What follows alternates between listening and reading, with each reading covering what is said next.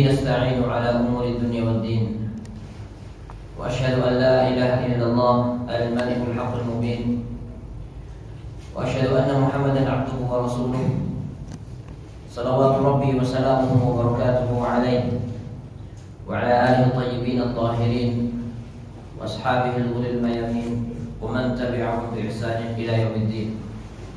قال الله جل وعلا: يا أيها الذين آمنوا اتقوا الله حق تقاته ولا تموتن إلا وأنتم مسلمون. Ikhwatal Islam rahimakumullah, jamaah Rasul. Alhamdulillah, segala puji bagi Allah Jalla wa Ala atas limpahan kenikmatannya. Kita masih diberi umur, kita masih diberi kesempatan untuk bangun tidur, kemudian melanjutkan dengan aktivitas. Di antaranya adalah sholat subuh secara berjamaah. Maka ini merupakan kenikmatan yang sangat besar. Mungkin ada sebagian yang habis baterainya. Mungkin suaranya sampai nggak ke belakang? Sebagian kaum muslimin ada yang pingin sholat jamaah tapi ketiduran. Ada sebagian orang yang lebih parah dari itu, gak pernah sholat jamaah subuh, selalu terlewat, dan menjalani kesehariannya seperti itu. Jadi karena memang gak ada ketertarikan, keinginan untuk jamaah sholat subuh, sholat sendirian misalkan. Ada yang lebih parah dari itu, gak sholat sama sekali, menganggap seolah-olah sholat itu ya memang wajib tapi gak harus semuanya. Anggapannya adalah jadi orang Islam itu yang biasa-biasa aja, ya sesekali sholat sesekali enggak misalkan. Dan yang lebih parah dari itu adalah ketika seorang tidur dan gak bangun lagi. Dan tentunya ketika Allah Subhanahu wa ta'ala berikan kepada kita usia, ini menunjukkan bahwasanya kita masih diberi kesempatan untuk beramal, untuk berbekal. Dan kita tahu bahwasanya kehidupan manusia ini sangat panjang. Kehidupan umat manusia, perjalanan kehidupan manusia ini sangat panjang sekali. Diawali dengan ketika seorang berada di dalam perut ibunya. Dan ini gak lama, mungkin gak sampai 9 bulan. Karena ditiupkan ruh itu setelah 40 hari ketiga. 40 hari Allah Subhanahu wa ta'ala wa inna ahadakum yujma'u khalquhu fi batni ummi 40 yawman nutfatan. 40 hari status air mani. Kemudian setelah itu berubah menjadi segumpal darah 40 hari. Berubah menjadi sekerat daging 40 hari. Tsumma yursalul malak fayunfakhu fihi ruh. Allah Subhanahu wa ta'ala perintahkan malaikat, kemudian ditiupkan ruh. Setelah itu mulai hidup. Kalau pergi ke puskesmas atau ke rumah sakit USG kelihatan detak jantungnya. Terus sampai akhirnya lahir ke dunia, mulailah kehidupan di dunia. Dan usia umat manusia ini bermacam-macam. Kalau umat terdahulu panjang, ada yang sampai 300, 400, 500, bahkan ada yang sampai 1000 tahun. Dan kita tahu Nabi Nuh alaihissalam berdakwah di kaumnya 950 tahun. Falabitha fihim alfasanatin illa khamsina 'am. Itu masa dakwahnya. Belum lagi ditambah ketika Allah hancurkan kaum yang gak beriman, itu masih ada beberapa tahun. Dan sebelum beliau diutus sebagai seorang Rasul itu juga ada beberapa tahun. Jadi 950 ditambah sekian-sekian tahun. Adapun usia kita rata-rata nggak sampai 100. Rasulullah sallallahu alaihi wasallam bersabda, "A'mar ummati ma baina sab'in ila 60." Antara 60 70, tetapi kita nggak ada yang mengetahui apakah kita termasuk yang lebih dari 70 tahun ataukah yang kurang dari 60 tahun. Karena usia itu hanya Allah yang tahu. Datangnya kematian itu hanya Allah yang mengetahui. Jadi nggak ada jaminan ketika kita masih sehat misalkan kemudian mengatakan seolah-olah kematian itu jauh dari kita. Ketika kita masih muda, misalkan merasa muda, nah akhirnya merasa kematian itu jauh. Tidak ada seperti itu. Sewaktu-waktu kematian akan datang. Dan gak sedikit orang yang ketika malam tidur besok sudah gak bangun lagi. Kemudian ketika seorang tinggal di alam barzakh, mereka tinggal dalam waktu yang sangat lama. Kalau misalkan ada orang meninggal 100 tahun yang lalu, maka sampai hari ini mereka tinggal di alam barzakh sudah 100 tahun. Sampai kapan? Sampai Allah bangkitkan nanti dari kiamat. Dan kapan hal itu? Wallahu a'lam. Artinya di alam barzakh terkadang seorang lebih lama tinggal di dunia lebih lama daripada di perut surga.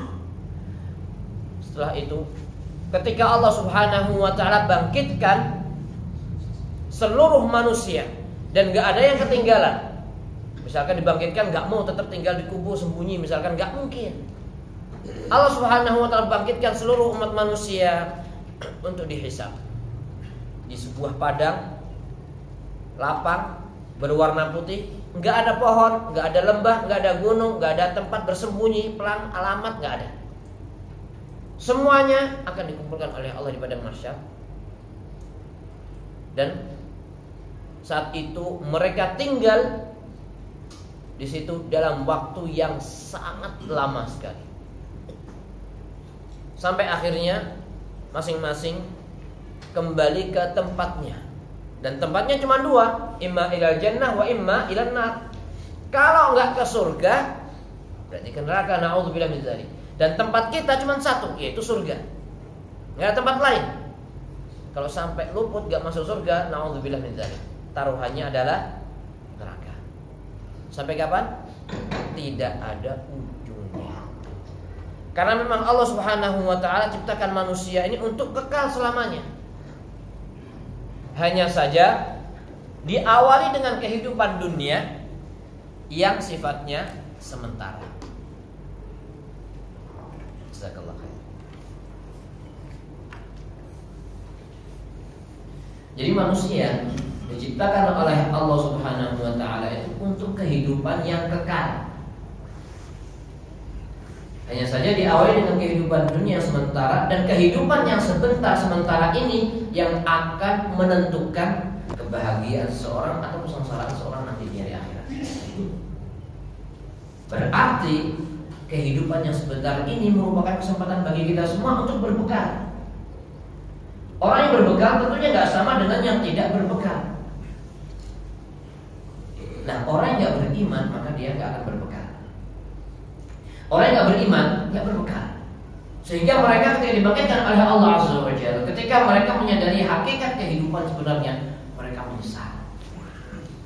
Orang yang beriman, maka tingkatan keimanan seorang itu berbeda-beda. Dan al-iman yazid wa yanqus. Iman itu bertambah dan berkurang. Ketika seorang beriman namun keimanannya lemah, maka dia kurang memperhatikan maslahat kelak di hari akhirat. Pikirannya sibuk dengan urusan dunia. Padahal ketika seorang meninggal dunia, sebanyak apapun dunia yang dia kumpulkan semuanya ditinggal. Yang dibawa apa? Amalan. Makanya Rasulullah bersabda, orang yang cerdas ketika ditanya, "Ai mu'min ahya, siapakah orang beriman yang paling cerdas?" Beliau bersabda atau menjelaskan, "Aktsaruhum lil mauti dzikra wa ahsanuhum lima ba'dal mauti isti'dadan." Orang yang paling banyak mengingat kematian dan yang paling baik di dalam mempersiapkan untuk hari esok. Maksudnya adalah hari setelah kematian. Itulah masa depan yang sebenarnya. Kata beliau, ulaikal akhir. Mereka itulah orang-orang yang cerdas. Dunia ini, ya kita hidup di dunia, perlu untuk mengambil dunia. Namun ingat bahwasanya prioritas itu adalah akhirat, karena yang akan menyertai kita pada hari akhirat adalah amalan, bukan dunia yang kita kumpulkan. Jadi perjalanan kehidupan itu sangat panjang dan kita membutuhkan bekal. Ketika Allah Subhanahu wa taala berikan kesempatan kepada kita untuk berbekal, masih bisa bangun tidur, kemudian beraktivitas dalam kondisi sehat, atau ketika sakit pun bukan sakit yang menghalangi kita untuk beraktivitas, maka ini adalah kenikmatan yang sangat besar dan harus kita syukuri. Hanya saja terkadang kenikmatan itu terasa ketika kenikmatan itu sudah hilang. Dan yang membuat kita mestinya pandai-pandai bersyukur. Allah Subhanahu wa ta'ala berfirman, la in syakartum la azidannakum wa in kafartum in 'adzabi. Kalau kita bersyukur, Allah akan tambahkan nikmat untuk kita. Tetapi ternyata memang syukur itu enggak mudah. Allah berfirman, wa qalilun min ibadiyash syakur. Dan sedikit di antara hamba-hambaku yang bersyukur. Mudah-mudahan Allah Subhanahu wa ta'ala jadikan kita termasuk hamba yang pandai bersyukur. Ikhwatul Islam, jamaah salat subuh rahimakumullah. Kita akan membahas tentang surat Ad-Duha, membahas tafsir. Mempelajari tafsir itu hukumnya kembali kepada tujuannya. Allah Subhanahu wa ta'ala perintahkan kita semua kaum muslimin untuk tadabbur. Dan tadabbur itu hukumnya adalah wajib. Meskipun kita bukan orang Arab, Allah Subhanahu wa ta'ala turunkan Al-Quran bukan untuk orang Arab. Nah sekarang gimana kok kita bukan orang Arab tapi diperintahkan untuk tadabbur? Berarti kita perlu mempelajari tafsir, perlu mempelajari makna Al-Quran supaya bisa tadabbur. Ma la yatimul wajib illa bihi fahuwa wajib. Sebuah kewajiban yang tidak akan bisa sempurna kecuali dengan hal lain, maka hal lain tadi hukumnya seperti kewajiban tadi. Namun tentunya bukan berarti kita harus mempelajari tafsir sampai akhirnya menjadi ahli tafsir. Gak harus. Gak setiap orang diwajibkan untuk menjadi ahli tafsir, tetapi setiap orang diwajibkan untuk apa? Untuk tadabbur. Dan Allah Subhanahu wa ta'ala tidak akan membebani sebuah kaum di luar batas kemampuannya. Artinya ketika Allah mewajibkan kita untuk tadabbur, berarti kita itu bisa mempelajari, tinggal mau atau tidak. Kalau zaman dulu orang-orang Arab mereka paham dengan Al-Quran Karim, tetapi orang-orang kafir mereka tidak mau mentadabburi Al-Quran. Bahkan seolah-olah mereka berusaha untuk menutup telinga dan nggak mau mendengarkan ucapan Rasulullah SAW, nggak mau mendengarkan Al-Quran. Kenapa? Takut dipengaruhi. Berarti memang mereka nggak mau. Jadi urusan tadabbur itu kembali kepada kemauan, mau atau tidak. Kalau mau, insya Allah bisa. Baik. Kita mempelajari tafsir Al-Quran tujuannya adalah untuk bisa mentadabburi. Dan sebenarnya untuk bisa mentadabburi Al-Quran itu kita mempelajari makna Al-Quran secara umum itu bisa, secara global. Jadi nggak harus mengetahui setiap kata dalam Al-Quran, nggak harus. Tetapi ketika seorang semakin mendalami ilmu ma'ani Al-Quran, makna-makna alfaz dan sebagainya, maka semakin seorang bisa mentadabburi. Tetapi untuk mentadabburi itu nggak harus benar-benar paham 100%, nggak harus. Baik, ikhwatul Islam rahimahullah, kita mulai masuk ke surat Ad-Duha. Surat Ad-Duha adalah termasuk surat-surat yang pendek. Jadi dalam Al-Quran itu ada pembagiannya. Yang pertama Sab'ul 7 yang panjang. Surat Al-Baqarah, Ali Imran, An-Nisa, Al-Maidah, kemudian Al-An'am, Al-A'raf. Kemudian ada yang mengatakan Al-A'raf, Al-Anfal dan Baroah jadi satu, At-Taubah. Ada yang mengatakan surat Yunus. Wallah. Kemudian selanjutnya ada surat yang kurang lebih ya, ayatnya itu sekitar 100 bi'in ya, 100. Ada juga selanjutnya yang Masani, yang agak pendek, Hamim seperti itu. Kemudian ada yang Mufassal. Mufassal itu yang sering terpisahkan dengan lafaz Bismillahirrahmanirrahim. Jadi pendek-pendek suratnya. Ada yang mengatakan dari surat Al-Hujurat, ada yang mengatakan dari surat Qaf, juz 26 sampai surat An-Nas. Nah, Mufassal ini terbagi menjadi 3. Ada yang panjang, ada yang pertengahan, ada yang pendek. Yang pertengahan, yang panjang dari surat Al-Hujurat atau surat Qaf sampai kurang lebih surat Al-Mursalat, surat An-Naba, Amil Sa'alu, kurang lebih. Kemudian yang pertengahan itu antara Amil Sa'alun atau Abasa, An-Naziat yang kurang lebih seperti itu sampai surat Ad-Duha. Ada yang mengatakan surat Asy-Syams yang kurang lebih panjangnya seperti itu. Yang terakhir adalah Islam Mufassal.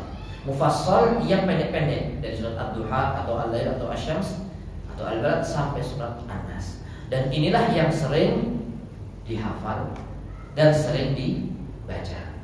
Nah, karena itu merupakan sebuah kebaikan ya ketika kita mempelajari maknanya. Nah, sekarang kita membaca surat Ad-Duha. Mudah-mudahan lain kesempatan bisa kita lanjutkan sampai Al-Insyirah. Tapi kalau tidak kita lanjutkan pun insya Allah bapak-bapak mudah untuk mendapatkan makna dari surat Al-Insyirah sampai surat An-Nas. Karena sudah banyak tafsir-tafsir yang sudah diterjemahkan di dalam bahasa Indonesia. Terjemahan itu membantu. Tapi terkadang nggak cukup. Kecuali kita juga kembali ke tafsirnya. Nah, Al-Quran ini memiliki bahasa istimewa. Ketika ditranslate ke bahasa Indonesia misalkan, terkadang di situ ada makna yang tertinggal. Tapi ketika disyarah meskipun syarahnya itu secara ringkas, tentunya itu lebih baik, lebih membantu kita untuk memahami. Tapi ikhwatal Islam rahimakumullah, kita mulai surat Ad-Duha. Ad-Duha itu artinya apa? Ad-Duha artinya waktu duha. Waktu duha itu kapan? Iya, waktu pagi hari, intinya seperti itu. Jadi malam itu hari secara umum itu terbagi menjadi dua, siang dan malam. Kemudian kalau malam juga terbagi, ada pertengahan malam, ada pertengahan pertama, ada pertengahan kedua, atau kalau dibagi menjadi tiga berarti menjadi awal malam, kemudian pertengahan malam, dan sepertiga malam yang terakhir misalkan waktu sahar atau waktu sahur. Siang juga seperti itu, terbagi menjadi kurang lebih dua, pagi dan sore. Duha itu pagi hari, ketika sudah matahari mulai agak meninggi sampai sebelum zuhur, sebelum zawal. Setelah zawal sampai sebelum tenggelam matahari namanya asyiyah atau sore. Sore kalau misalnya asyiyah. Kalau di dalam surat An-Nazi'at, Allah Subhanahu wa taala menggambarkan kondisi orang-orang yang hidup di akhirat. Ka'annahum yauma yarawnaha lam yalbathu illa 'ashiyatan aw duhaha. Jadi mereka melihat kehidupan dunia itu seolah-olah mereka tinggal di dunia hanya asyiyah atau duha. Asyiyah maksudnya setelah zawal, zuhur, pertengahan siang sampai sebelum maghrib, atau waktu duha saja berarti awal hari ketika sudah syuruk ya, pagi hari sampai pertengahan siang. Jadi mereka melihat kehidupan dunia itu sangat sebentar sekali. Meskipun mereka lama tinggal di dunia, namun kalau dibandingkan dengan di hari akhirat, mereka melihat seolah-olah sebentar sekali, seperti setengah hari, bukan setengah hari, seperempat hari, waktu pagi atau sore itu saja. Jadi waktu secara umum seperti itu. Di sini Allah Subhanahu wa taala bersumpah, mengawali surat ini dengan sumpahnya, Wad-duha, demi waktu duha. Dan surat ini tentunya surat Makkiyah. Surat Makkiyah adalah surat yang turun sebelum hijrah.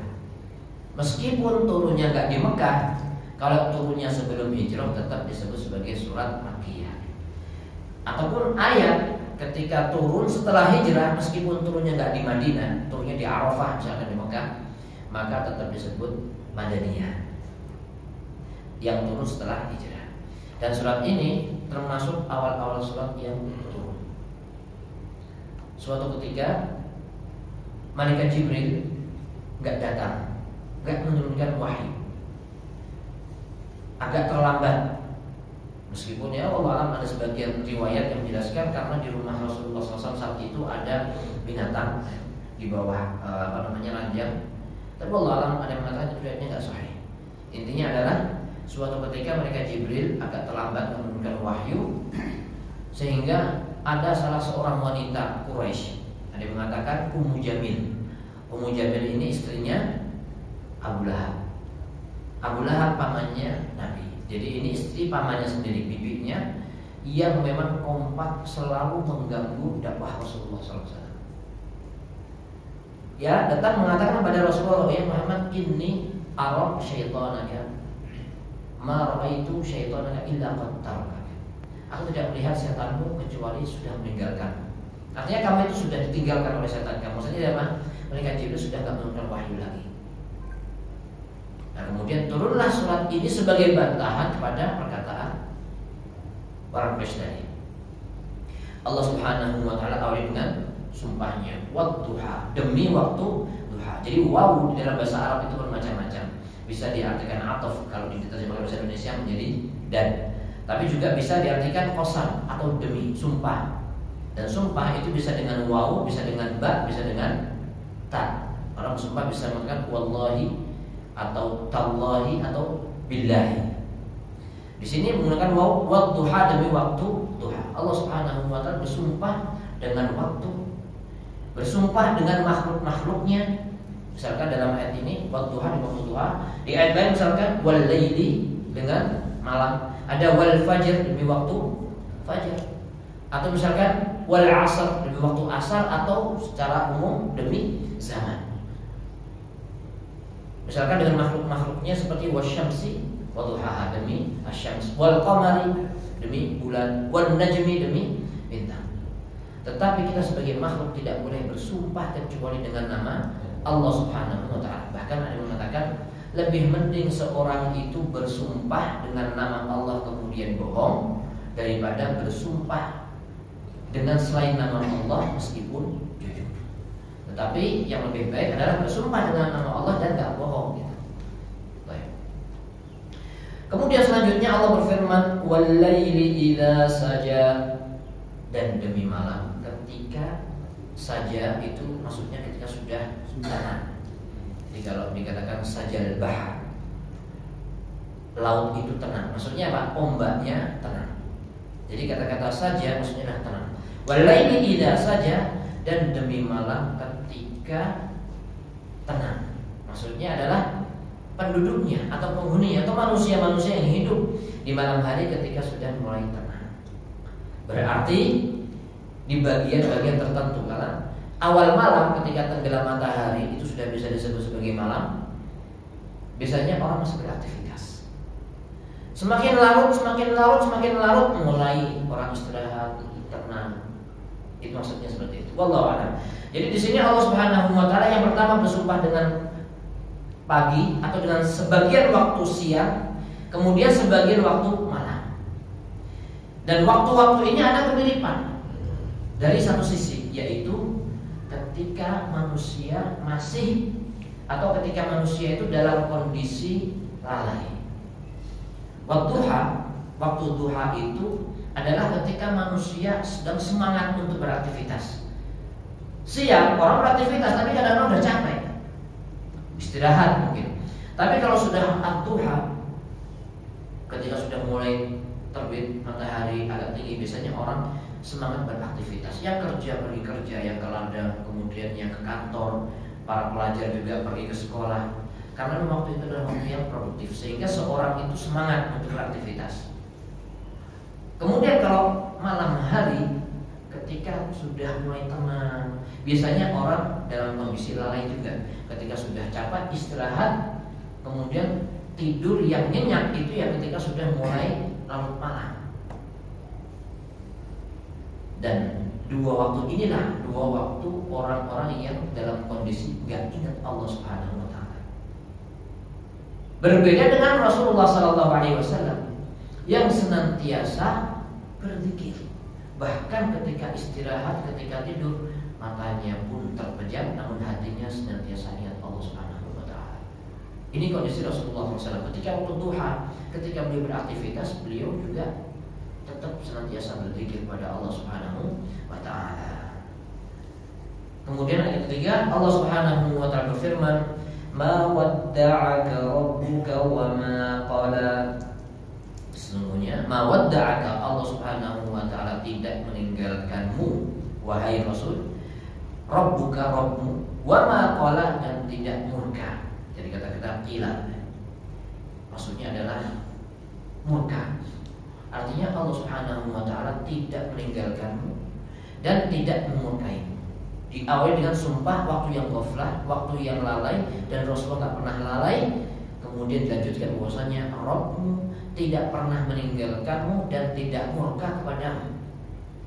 Dan tentunya ini bantahan terhadap perkataan orang-orang yang mengatakan bahwasanya sudah Rabbmu sudah meninggalkanmu, mereka Jibril sudah tidak menurunkan wahyu dan sebagainya.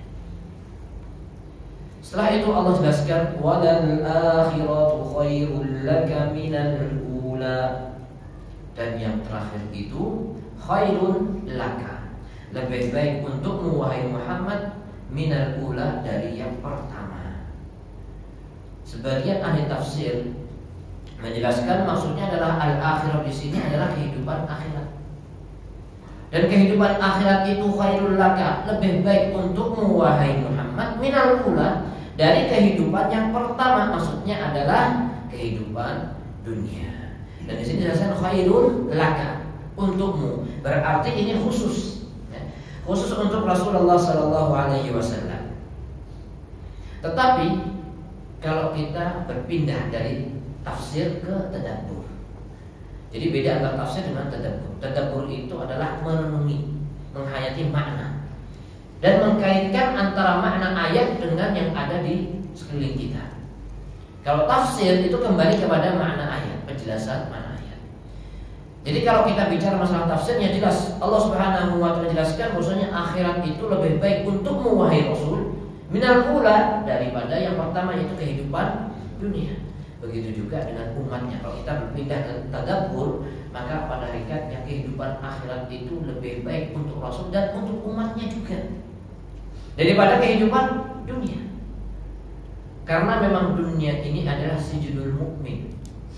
Dunia adalah penjara bagi orang-orang yang beriman, wa jannatul kafir, surganya bagi orang-orang yang enggak beriman. Kita hidup di dunia terikat dengan peraturan-peraturan, dengan perintah-perintah dan larangan-larangan Allah Subhanahu wa taala. Pengen mengambil harta, dilihat dulu halal atau haram. Kalau haram nggak boleh, kalau halal silahkan mau diambil. Jadi kita terikat, kita harus beribadah, ada kewajiban-kewajiban yang harus kita tunaikan. Inilah kehidupan dunia. Meskipun sijil atau penjara bagi orang beriman, bukan berarti kita tidak mendapatkan kenikmatan sama sekali. Banyak sekali kenikmatan yang Allah berikan kepada kita. Hanya saja seluruh kenikmatan yang ada di dunia ini terbatas. Kita boleh makan buah-buahan misalkan halal, tetapi kenikmatan yang ada di dunia terbatas. Misalkan kita pengen sesuatu, pengen buah, tapi kalau nggak musim, ya nggak ada. Kalau nggak musim nggak ada. Atau misalkan kita pengen lihat mangga, untuk pengen, tapi terbatas. Kenapa? Karena itu tangganya, ini tangga, mangganya tangga sebelah, nggak boleh langsung kita ambil. Itu terbatas. Di surga, la maqtu'atin wa la mamnu'ah, wa fakin katsirah la maqtu'atin wa la mamnu'ah. Buah-buahan yang sangat banyak, kemudian nggak dilarang, nggak ada yang terlarang, dan nggak terputus, artinya terus menerus. Kapan dia mau, dia pasti akan mendapatkan.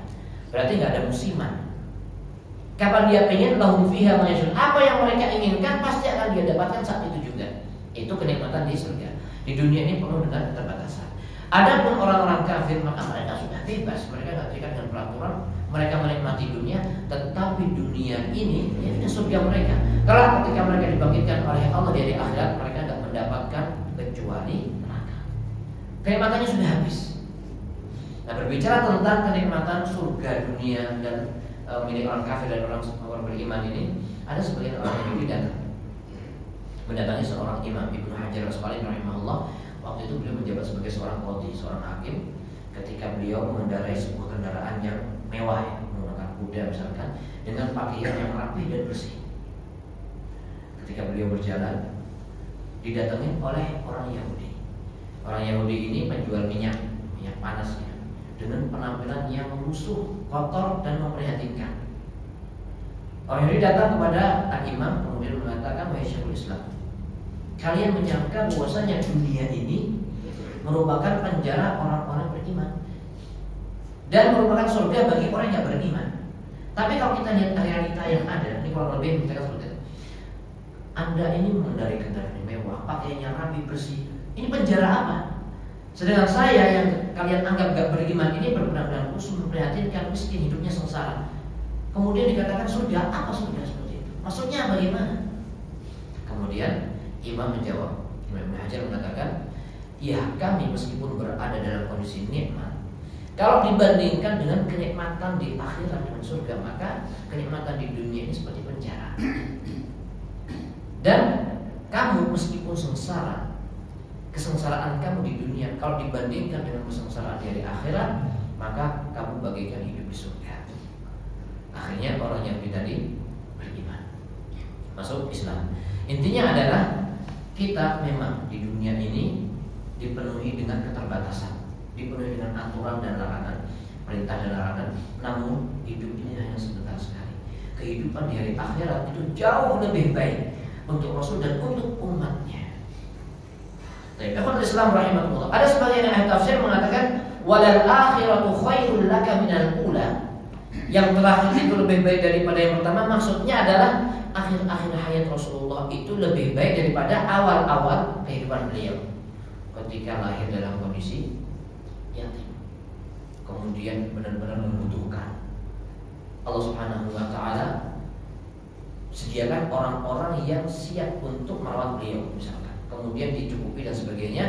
Tetapi akhir-akhir hayat beliau dalam kondisi yang lebih baik daripada sebelumnya. Ada juga yang mengatakan maksudnya adalah ketika beliau diutus sebagai seorang rasul, maka dakwah beliau di awal-awal itu mengalami berbagai macam cobaan.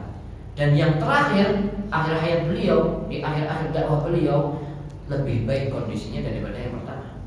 Dan ini kalau kita perhatikan dari sejarah, beliau SAW ketika dakwah pertama kali berdakwah, beliau menghadapi berbagai macam cobaan. Ketika di Mekah, dizalimi, ditindas, bahkan pengikut-pengikutnya ada yang dibunuh, disiksa dan sebagainya, sampai akhirnya beliau ke kota Madinah, hijrah ke kota Madinah, kemudian semakin kuat, sampai Allah Subhanahu wa ta'ala turunkan pertolongan, kemudian terjadi Fathu Mekah. Beliau datang ke Mekah membawa pasukan yang besar sampai tidak terjadi pertempuran, tidak ada perlawanan karena datang secara mendadak. Kemudian Allah Subhanahu wa ta'ala menangkan Islam ini. Saat itu benar-benar berjaya. Sehingga di sini bisa kita ambil kesimpulan bahwasanya memang benar seperti yang Allah firmankan bahwasanya akhir hayat beliau itu benar-benar kondisinya sangat baik kalau dibandingkan dengan kehidupan yang pertama ketika beliau memulai dakwah. Nah, sekarang kalau kita berpindah kepada tadabbur, kita kaitkan dengan sekeliling kita. Zaman itu berubah, kondisi berubah seperti zaman. Generasi ke generasi itu mengalami banyak perubahan. Karena terkadang Islam itu jaya, terkadang Islam itu tertindas. Pernah Islam sampai jaya, sampai menguasai mungkin sepertiga dunia atau lebih, sampai ke Eropa, ke Andalus dan sebagainya. Namun datang masa yang lain ketika orang-orang kafir benar-benar bisa menindas kaum muslimin. Wallahu a'lam. Itu merupakan sunnatullah. Tetapi di situ ada hukum sebab akibat. Rasulullah SAW akhirnya berjaya. Dan kaum muslimin pun juga berjaya ketika mereka kembali kepada ajaran Islam, ketika mereka kembali kepada petunjuk Rasulullah SAW. Maka Allah membantu memberikan pertolongan sehingga kaum muslimin bisa jaya. Tetapi ketika kaum muslimin sudah menjauh dari agamanya, semakin jauh gak mau mempelajari, maka cahaya itu akan semakin redup. Ditambah lagi dengan ajaran-ajaran yang lainnya, kemudian dinisbatkan kepada agama Islam sehingga semakin samar. Akhirnya kaum muslimin semakin jauh dari Islam, sehingga agama ini dianggap aneh. Dan yang menganggap aneh itu bukan orang kafir aja, termasuk orang Islam sendiri. Ketika ada sebuah ajaran yang itu dianggap aneh, kemudian mengatakan itu ajaran apa? Islam aliran apa? Padahal Rasulullah SAW yang mengajarkannya misalkan. Dan sejarah itu terulang. Ketika ada orang yang ingin mengembalikan ajaran Islam yang murni sesuai dengan petunjuk Nabi, dikatakan kamu datang dengan membawa ajaran yang baru. Ini pernah terjadi pada Rasulullah SAW. Rasulullah ketika beliau datang dengan agama tauhid, mengesahkan Allah Azza wa Jalla, apa kata orang-orang Quraisy? Muhammad tasobba. Tasobba'a Muhammad, tasobba'a atau sabik itu artinya adalah keluar dari ajaran nenek moyang. Padahal kalau ditelusuri ajaran nenek moyang mereka itu apa? Tauhid. Karena nenek moyang mereka adalah Nabi Ismail bin Ibrahim AS. Ajaran Nabi Ibrahim itu adalah mentauhidkan Allah Azza wa Jalla. Ketika Rasulullah datang dengan membawa ajaran yang murni, bersih, mentauhidkan Allah, ajaran nenek moyang mereka, yaitu Nabi Ibrahim AS, orang-orang Quraisy mengatakan tasobba. Muhammad ini datang dengan ajaran yang baru yang mesti ajaran leluhur kita. Itulah realita yang ada. Jadi ketika seorang muslim ingin kembali kepada kejayaannya, maka jalannya satu, yaitu mengikuti kaum muslimin dahulu yang mereka sudah sampai pada puncak kejayaannya, yaitu kembali kepada ajaran yang benar. Tapi ikhwatul Islam rahimakumullah. Kemudian selanjutnya, setelah Allah Subhanahu wa taala turunkan sebuah ayat yang menjelaskan bahwasanya perkataan orang tadi salah, perkataan orang Quraisy tadi salah, tetapi yang benar adalah Allah Subhanahu wa taala tidak pernah murka, tidak pernah meninggalkan engkau wahai Rasul, dan kehidupan yang akhir adalah yang terbaik untukmu wahai Muhammad. Kemudian Allah Subhanahu wa taala juga memberikan sebuah pemberian kenikmatan, yaitu wala saufa yu'tika rabbuka fatardo. Allah akan memberikan kepadamu sesuatu yang membuat kamu benar-benar akan ridha. Kenikmatan di surga misalkan, Allah memberikan atau memposisikan Rasulullah dengan posisi yang paling tinggi, yang tentunya akan membuat beliau ridha. Dan di antara yang membuat beliau ridha adalah syafaat untuk umatnya. Karena Rasulullah SAW itu benar-benar sayang sama umatnya. Rasulullah itu cinta sama umatnya. Beliau itu sangat semangat sekali menyampaikan kebenaran supaya umatnya ini terselamatkan dari api neraka. Misalkan ketika beliau berdakwah, diusir, beliau pergi ke Taif. Sampai Taif berharap mendapatkan bantuan. Ternyata orang-orang Taif gak mau membantu, juga gak mau beriman. Bahkan mereka mengusir. Sampai Rasulullah mengatakan, sudah kalau kalian gak mau beriman gak apa-apa, tapi jangan sampaikan ke orang Mekah bahwasanya aku datang ke sini untuk minta bantuan dan sebagainya. Kata mereka, apa? Oh gak bisa. Kita akan sampaikan ke orang Mekah bahwasanya Muhammad datang ke Taif.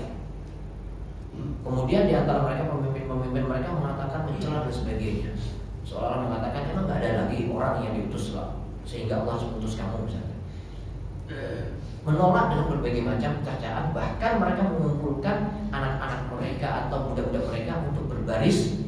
Dan ketika Rasulullah keluar dari Taif, mereka mencerca, mereka menghina, bahkan melempari dengan batu sampai kaki beliau berdarah. Padahal beliau datang ke situ untuk memberikan hidayah. Hidayah itu sesuatu yang paling istimewa. Ternyata mereka perlakuan Rasulullah dengan perlakuan yang sangat jelek. Ketika beliau istirahat, sudah keluar dari Taif, datang malaikat. Ini ada malaikat penjaga gunung, memberikan tawaran, ya Rasulullah, mau nggak ini aku angkat gunungnya, aku timpakan ke mereka. Rasulullah mengatakan, bal arjullah ayyukhrijul aslabihim man ya'budullah. Justru aku berharap mudah-mudahan Allah akan mengeluarkan dari keturunan mereka orang-orang yang bertauhid, yang mengesahkan Allah. Jadi nggak dendam sama sekali. Beliau itu sayang sama umatnya, termasuk kepada kita semua. Setiap nabi punya doa, kemudian sudah dipanjatkan. Ada sebagian nabi dipanjatkan, doa itu sudah dipanjatkan ketika berdakwah bertahun-tahun, ratusan tahun. Kemudian nabi itu khawatir yang beriman cuma sedikit dan gak tambah lagi, gak ada lagi yang beriman. Justru khawatir orang yang beriman malah digerogotin. Akhirnya berdoa supaya dihancurkan kaum itu. Allah ijabahi doanya, Allah hancurkan mereka. Rasulullah SAW memiliki doa yang mustajab, tapi doa itu disimpan oleh beliau. Kapan? Nanti dari kiamat. Untuk apa? Syafaat untuk umatnya. Jadi beliau itu sayang banget kepada umatnya. Namun kadang-kadang umatnya ini yang kadang-kadang kurang sadar ya, untuk mempelajari ajaran nabinya aja bermalas-malasan. Ketika sudah belajar, untuk mempraktekkan aja kadang-kadang masih sungkan. Kenapa? Takut dibilang radikal, takut dibilang macam-macam. Padahal Rasulullah sayang pada umatnya. Kemudian selanjutnya Islam rahimahullah. Setelah itu, dalam ayat selanjutnya Allah Subhanahu wa taala mengingatkan nabinya tentang kenikmatan-kenikmatan yang dulu pernah diberikan kepada Rasulullah SAW, yang menunjukkan bahwasanya Allah itu tidak pernah meninggalkan nabinya. Selanjutnya Allah berfirman, alam yajidka yatiman fa'awa. Jadi cara bacanya, ini kan pertanyaannya. Jadi kalau pertanyaan, cara bacanya yang akhir sebelum menutup ayat itu suaranya agak diangkat. Alam yajidka yatiman fa'awa. Karena pertanyaan seperti itu.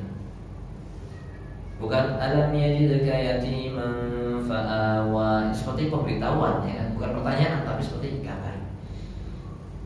Bukankah Allah Subhanahu wa taala mendapati Muhammad yatimah dalam kondisi yatim, fa'awa, maka Allah yang menanggung. Jadi Rasulullah SAW lahir dalam kondisi yatim, ayahnya sudah meninggal. Dan kita tahu yang namanya yatim itu adalah anak kecil yang tidak memiliki ayah. Kalau sudah besar, kalau sudah sepuh, kemudian nggak memiliki ayah, maka nggak disebut sebagai yatim. Rasulullah lahir dalam kondisi yatim, dan yang namanya yatim itu membutuhkan naungan. membutuhkan naungan, dan Allah Subhanahu wa taala sediakan orang-orang yang menaungi beliau. Ketika lahir dirawat oleh ibunya. Ibunya wafat ketika kurang lebih 2 tahun, kemudian atau 6 tahun ya. Kemudian dirawat oleh kakeknya. Setelah kakeknya Abdul Muthalib 2 tahun kurang lebih, kemudian kakeknya meninggal, kemudian dirawat oleh pamannya. Dan pamannya Abu Thalib itu sayang pada Rasulullah SAW sampai ketika dakwah beliau terus membantu.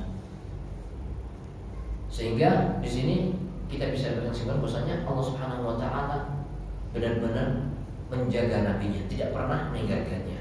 Kemudian wa wajadaka dhallan fahada. Nah, ini juga suaranya naik, kenapa? Karena wa wajadaka, dan itu nyambung ke alam. Maksudnya nyambung ke Islam selanjutnya. Artinya ayat ini juga merupakan pertanyaan. Dan bukankah Allah telah mendapatimu dalam kondisi dhallan? Dhal itu artinya di sini bisa dikatakan nggak tahu apa itu syariat, nggak tahu apa itu Al-Quran, nggak tahu iman. Tidak bisa diartikan sesat, nggak boleh. Kenapa? Karena Rasulullah SAW hidup di lingkungan orang-orang yang sebagian mereka itu sesat memang. Jadi orang Quraisy mereka menyembah berhala. Rasulullah SAW sendirian, beliau nggak pengen ikut-ikutan mereka. Dan dalam bahasa Arab kalau ada pohon di tengah padang pasir sendirian itu disebut dhallan, sendirian. Jadi Rasulullah SAW nggak ikut tenggelam dalam kesyirikan sama sekali. Hanya saja beliau belum tahu apa itu Islam, apa itu iman. Sampai akhirnya Allah Subhanahu wa taala turunkan wahyu kepada beliau sehingga beliau mengenal apa itu Islam, apa itu iman. Dan di sini Allah jelaskan fahada. Allah memberi petunjuk, bukan fahadaka, memberikan petunjuk kepadamu. Kalau fahadaka berarti khusus untuk Rasulullah. Tetapi di sini fahada berarti maksudnya adalah fahada berarti Allah memberikan petunjuk kepadamu dan menjadikan kamu sebagai petunjuk untuk yang lainnya. Jadi fahadaka wahada bika ghairaka. Allah Subhanahu wa taala turunkan Al-Quran, memberikan petunjuk kepada Rasulullah, dan Rasulullah pun memberikan petunjuk kepada umatnya. Kemudian ayat selanjutnya Allah berfirman, wa wajadaka 'ailan fa'aghna, dan Allah mendapatimu 'ailan dalam kondisi membutuhkan, fa'aghna, maka Allah mencukupkan. Fa'aghnaka wa aghna bika.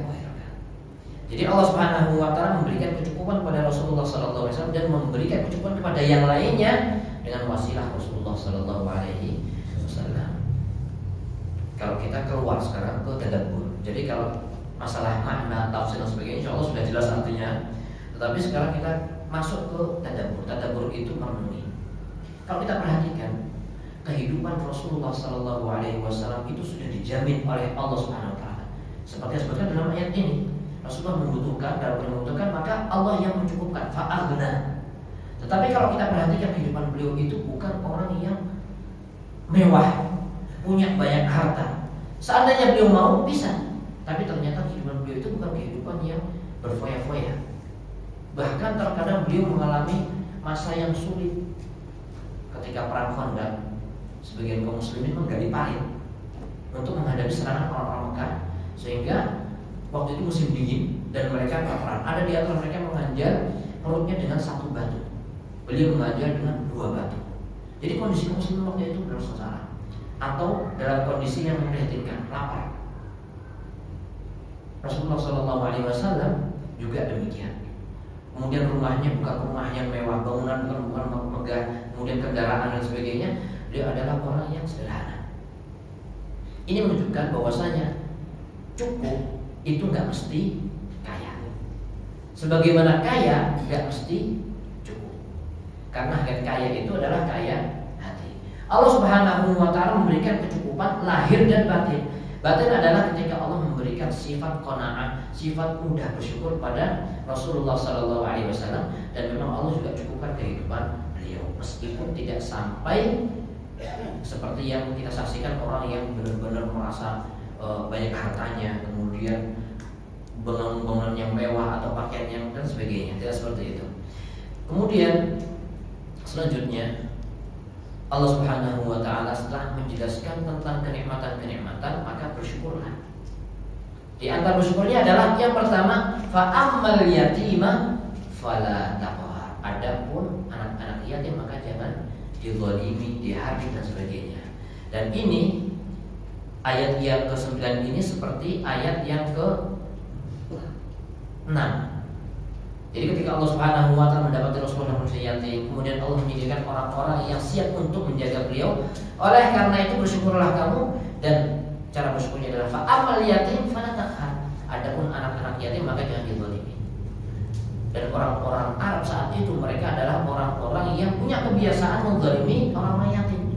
Anak-anak yatim yang lemah, di antaranya adalah mereka itu tidak memberikan warisan kepada anak yatim. Ada orang meninggal dunia, maka warisan itu diambil sama yang besar-besar saja, yang sama bapak-bapak, sama mas-mas, om-om dan sebagainya. Yang kecil nggak dikasih, perempuan juga nggak dikasih. Kenapa? Anggapan mereka adalah karena yang bisa memberikan manfaat dalam kehidupan itu orang yang besar aja. Kalau ada perang misalkan, yang pergi orang yang besar, bikin bangunan dan sebagainya, kerja dan sebagainya, itu biasanya yang sudah besar-besar. Nah, anak kecil itu biasanya nggak bermanfaat. Sehingga ketika dalam meninggal dunia, maka hartanya diambil sama yang besar-besar. Nah, ketika datang Islam, maka Islam ini mengajarkan kemuliaan. Jaga anak yatim, hartanya dijaga. Bahkan jangankan anak yatim, ketika masih dalam janin dan perut ibunya belum lahir, itu hartanya sudah dijaga. Ada orang meninggal dunia, kemudian istrinya hamil, maka yang ada di perut ibu itu sudah ada jatahnya. Meskipun belum diketahui dia laki atau perempuan, kembar laki perempuan belum tahu. Makanya sebagian ulama berselisih pendapat boleh nggak dibagi warisan sebelum lahir. Ada yang mengatakan boleh. Nanti dia dikira-kira. Kalau misalkan laki jatahnya sekian, kalau perempuan sekian, kalau laki 2 sekian atau perempuan 2 sekian, kalau kembar misalkan, atau ketika lahir dalam kondisi meninggal dunia misalkan, berarti ada jatah, sisanya siapa, itu semua sudah ada aturannya. Artinya Islam benar-benar memuliakan anak yatim. Bahkan dalam sebuah hadis Rasulullah bersabda, ana wa kafil yatim, seperti ini, kemudian menunjukkan antara jari tengah dan jari sababah atau jari telunjuk, menunjukkan kedekatannya nanti dari akhirat. Ini merupakan keistimewaan orang yang perhatian terhadap anak yatim. Kemudian selanjutnya, wa ammas sa'ila fala tanhar. Begitu juga dengan orang-orang yang as-sa'il. Sa'il itu maksudnya bisa diartikan meminta. Nah, meminta fala tanhar, maka jangan jangan dibentak, jangan diremehkan dan sebagainya. Artinya dimuliakan.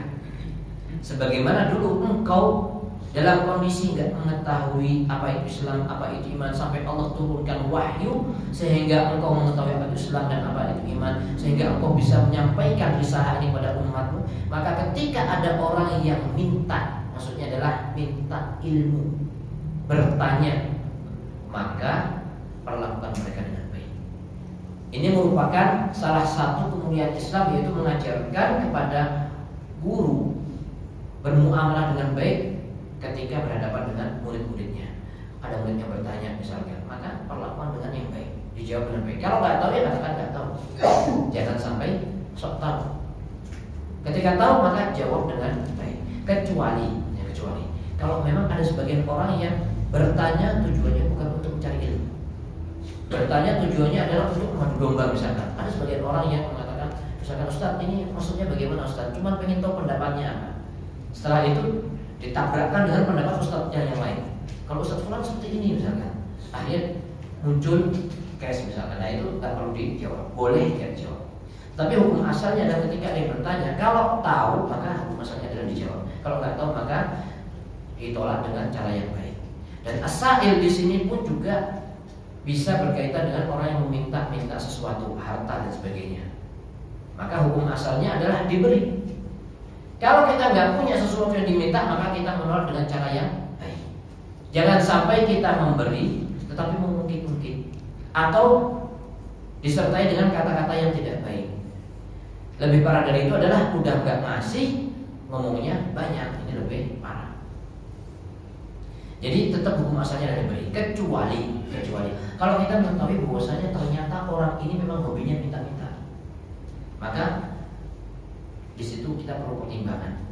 Jangan sampai kita memberi tetapi ternyata di situ kita seolah-olah membantu dia untuk terus minta-minta. Maka sebagian orang mengatakan tidak boleh ngasih. Tidak boleh ngasih. Kenapa? Berarti kita mendukung dia untuk selalu minta-minta. Jadi ini kondisinya lain. Dan kalau kita perhatikan kadang-kadang ya peminta-minta itu hanya penampilannya memprihatinkan, tapi kita pulang ternyata punya rumah yang bagus. Itu ada seperti itu. Walau alam kita nggak suudon atau husnudon tidak, tetapi hukum asalnya kalau ada yang minta kita kasih. Tetapi ketika kita terus memberi, kemudian di situ membuat orang itu terus minta-minta, maka hukum asalnya nggak perlu ngasih. Itu kondisi yang lain. Baik, ikhwatul Islam rahimakumullah. Yang terakhir adalah wa amma bi ni'mati rabbika fahaddits. Adapun terhadap nikmat Rabbmu yang tadi ketika Allah Subhanahu wa taala misalkan mencukupkan Rasulullah SAW kemudian dan sebagainya, maka bi ni'mati rabbika fahaddits, maka tampakkanlah kenikmatan itu. Dengan cara apa? Bersyukur dengan lisan, dengan anggota badan. Jadi memang kita itu diperintahkan oleh Allah Subhanahu wa taala untuk menampakkan kenikmatan. Menampakkan kenikmatan dalam rangka bersyukur, bukan dalam rangka untuk pamer. Meskipun perbuatannya sama, kadang-kadang niatnya yang berbeda. Jadi boleh misalkan seorang punya mobil yang bagus, nggak apa-apa. Orang punya harta, membeli baju yang bagus, berpenampilan yang rapi, bagus, nggak apa-apa seperti itu. Nggak mesti orang yang zuhud itu orang yang compang-camping, nggak seperti itu. Berpenampilan rapi karena mampu, ya nggak apa-apa. Dan itu salah satu bentuk rasa syukur pada Allah. Hanya saja terkadang ketika seorang itu menampakkan sesuatu, dia juga harus hati-hati. Kenapa? Sebagian orang itu ada yang punya sifat hasad, paling nggak bisa melihat orang lain dalam kondisi nikmat. Nah, seperti harus hati-hati. Kemudian juga ada yang namanya istilahnya ain, penyakit ain, yang muncul disebabkan karena pandangan juga ketika seorang melihat kemudian tidak mendoakan dengan doa barokah misalkan, maka di situ juga bisa menimbulkan madarat kepada yang dilihat. Tapi hukum asalnya adalah kita senantiasa bersyukur, kita tampakkan kenikmatan itu. Kemudian kita juga bisa berzikir dengan lafaz-lafaz tulisan kita, begitu juga dengan anggota badan kita. Tapi ikhwatul Islam rahimakumullah, inilah kurang lebih yang bisa kita bahas tafsir surat Ad-Duha.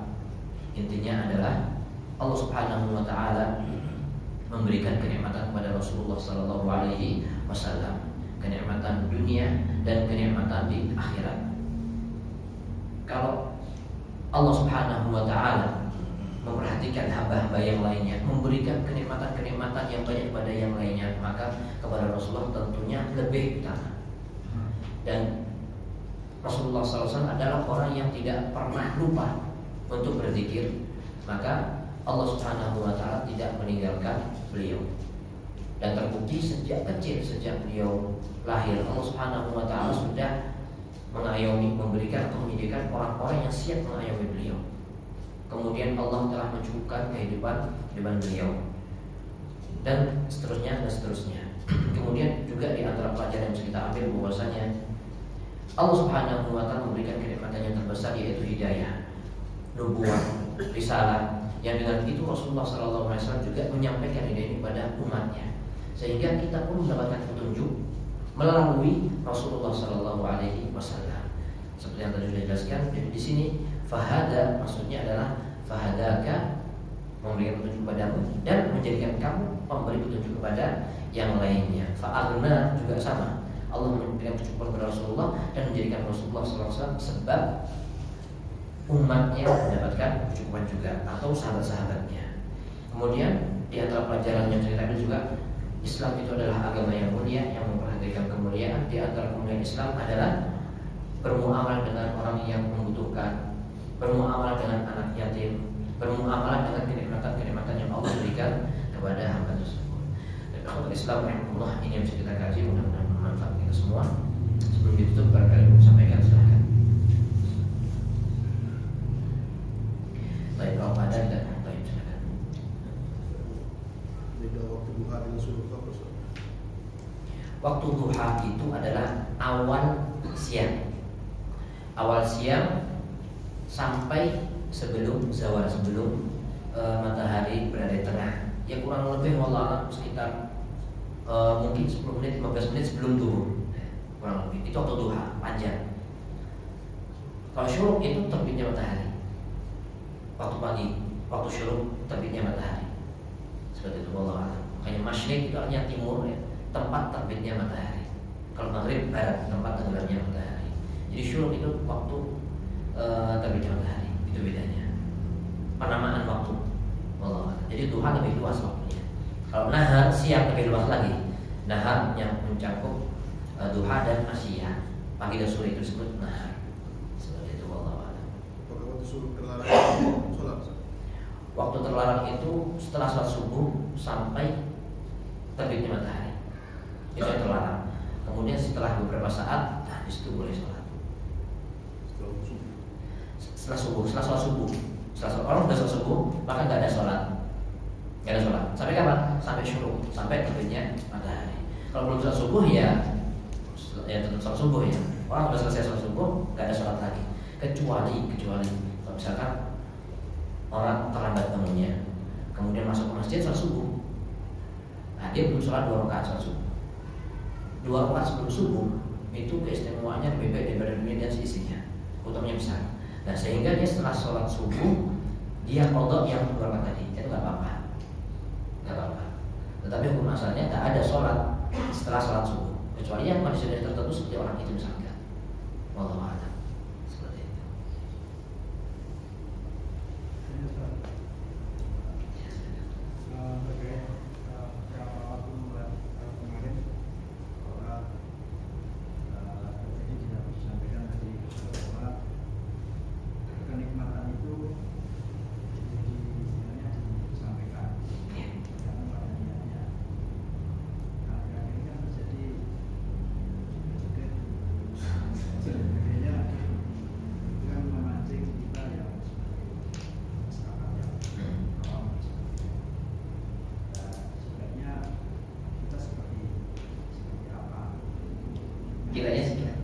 Kita siapa ini? Itu banyak. Artinya gini, kita sering ditanya, gimana Mas Abang itu menunggu di sana, kita memancing untuk masyarakat yang timbul hubungan sosial dan sebagainya. Sebenarnya kita sebagai orang yang istilahnya memahami itu masyarakat jelas. Ternyata itu menimbulkan kekisruhan. Itulah sebenarnya kan menimbulkan kekerasan.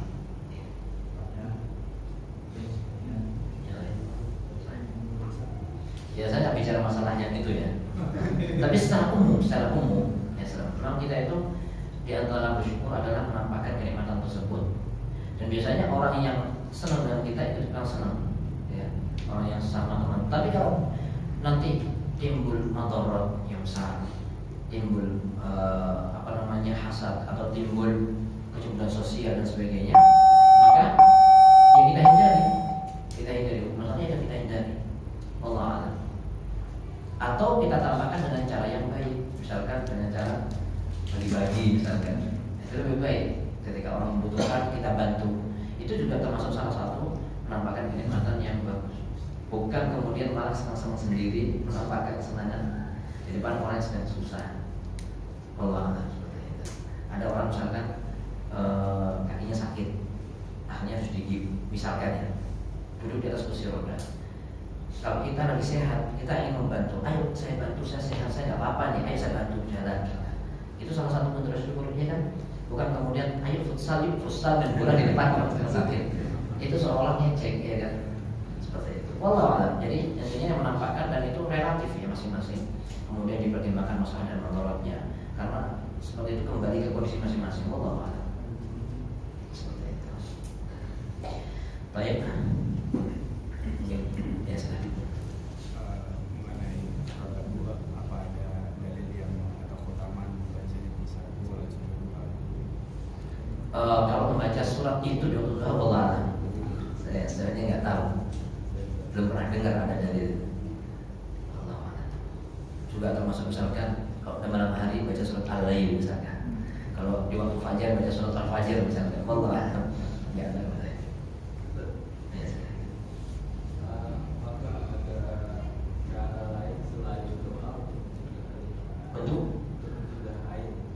Untuk mencegah air. Allah di antaranya berdoa pagi petang, zikir pagi petang. Kemudian kitanya juga zikir pagi petang. Jangan sampai kita menimbulkan air kepada orang lain. Jadi air itu nggak mesti ada unsur hasad, nggak mesti. Misalkan kita lihat anak kita nih, anak kita atau cucu kita lucu gitu ya, kita lupa untuk mendoakan barokah. Waduh cantiknya, lucunya, itu bisa berbahaya. Orang dulu itu tahu seperti itu, meskipun istilahnya bukan aib, ada istilah sendiri. Dan orang zaman sekarang kadang-kadang nggak tahu. Dan Rasulullah mengatakan bahwa aib hak, dan aib itu hak, maksudnya ada sesuatu itu benar adanya meskipun dia gaib, nggak tampak gitu, tapi berbahaya. Oleh karena itu kita perlu untuk kita sendiri belajar penyebutan orang lain atau orang sebelum kita diingatkan untuk belajar penyebutan. Kemudian ketika kita melihat sesuatu jangan lupa untuk mendoakan keberkahan. Tabarakallah, Allahumma barik, barakallahu fiik dan sebagainya. Makanya kalau di Saudi itu kadang-kadang ada mobil ya, meskipun mobilnya nggak bagus ya, mobil lama, kadang-kadang ditulisin masya Allah tabarakallah gitu. Itu bukan karena tulisan itu yang akan melindungi, tetapi mengingatkan orang yang melihat. Seperti itu. Wallahu a'lam.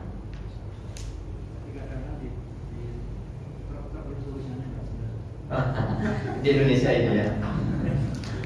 Malah bikin kecelakaan takutnya. Saya ngomong setara. Baik, kita cuma sekian. Subhanallah, bihamdihi, asyhadu an la ilaha illa anta, astaghfiruka wa atubu ilaik. Assalamualaikum warahmatullahi wabarakatuh.